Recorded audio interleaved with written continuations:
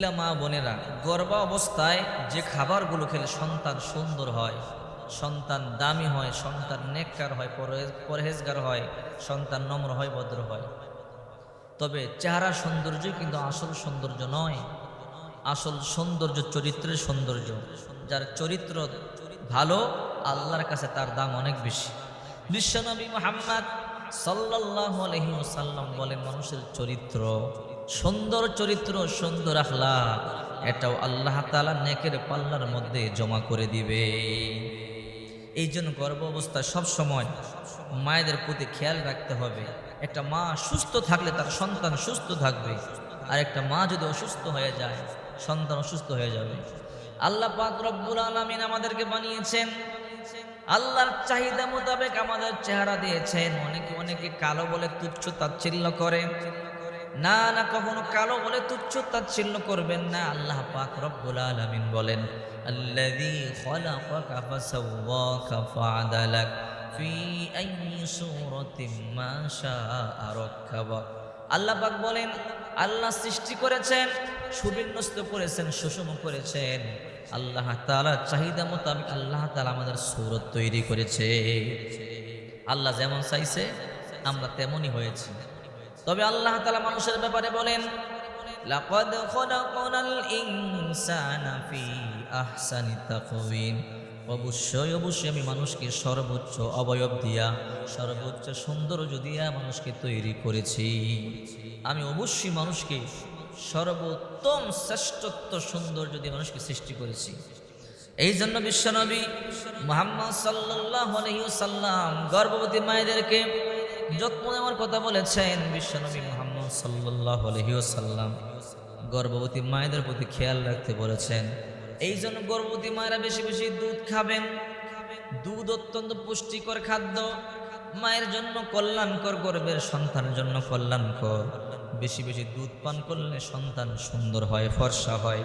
এই জন্য বেশি বেশি দুধ পান করবেন, বেশি বেশি ডিম খাবেন। গর্ভবতী মায়েদেরকে বেশি বেশি ডিম খাওয়াবেন। কারণ এক লোক বিশ্বনবী মুহাম্মদ সাল্লাল্লাহু আলাইহি ওয়াসাল্লামের কাছে আসলো, এসে বলে, ও আল্লাহর নবী, আমার সন্তান হয় না। আল্লাহর পয়গম্বর বললেন, তুমি বেশি বেশি ডিম খাও, ডিমের মধ্যে বরকত আছে। ওই ব্যক্তি ডিম খেয়েছে, আল্লাহ তাআলা তাকে সন্তান দান করেছে। খেজুর খাবেন, খেজুর। খেজুর গর্ভবতী এবং প্রসূতি মায়েদের জন্য অনেক কল্যাণকর, খুবই উপকারী। সূরা মারইয়ামের মধ্যে আল্লাহ পাক রব্বুল আলামিন বলেন, ফাজাআহাল মাখাদু ইলা জিজিন নাখলা।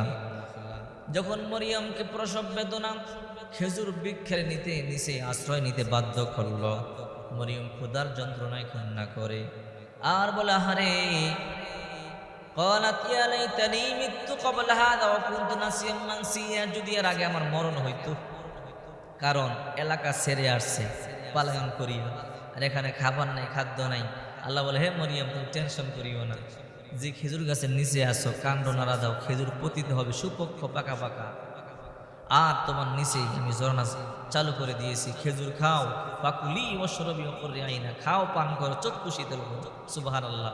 এতে বোঝা যায় গর্ভবতী মায়েদের জন্য, প্রসূতি মায়েদের জন্য খেজুর অত্যন্ত কল্যাণকর। এই জন্য বেশি বেশি খেজুর খাবেন।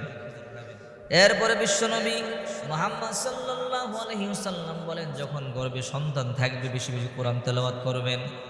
কারণ আপনার সন্তান, আপনি মা যে আমল করবেন, পেটের সন্তান উপরে সে আসর পড়বে।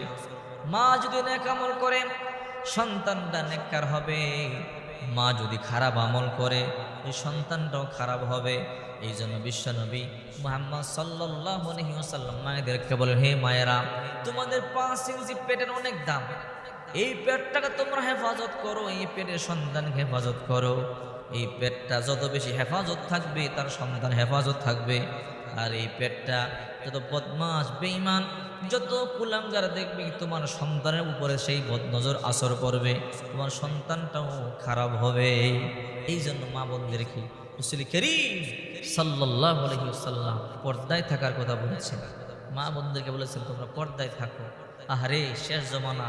রাসূল বলেন, নিসাউন কাসিয়াতুন আরিয়া মুমিলাতুন মাইলাতুন রুসুন কাসিমাতুল বুখতিল মাইলা লা ইয়াদখুলুনাল জান্নাতা ওয়া লা ইয়াজিদুনা রিহাহা। শেষ জমানে এমন কিছু নারী হবে বস্ত্র পরিহিতা কিন্তু উলঙ্গ মনে হবে, ওটের কুজের মতো বড় করে খোপা বাঁধবে, মডার্ন করে হেলে দুলে চলবে, পুরুষকে আকৃষ্ট করবার জন্য নিজের অপুরুষদের প্রতি আকৃষ্ট হবে। রসুল বলে এরা তো জান্নাত পাবেই না, জান্নাতের সুঘ্রাণ পর্যন্ত পাবে না। অথচ জান্নাতের সুঘ্রাণ পাওয়া যায় 500 বছর রাস্তা দূর থেকে। সুবহানাল্লাহ। এই জন্য মা বোনদেরকে বলবো, যদি গর্ভ অবস্থায় খাবারগুলো খান, আপনার সন্তান সুন্দর হবে, পরহেজগার হবে, নেককার হবে, দামি হবে। যদি আপনি আমলগুলো করতে পারেন, আল্লাহ পাক এই আমলগুলো করবার তৌফিক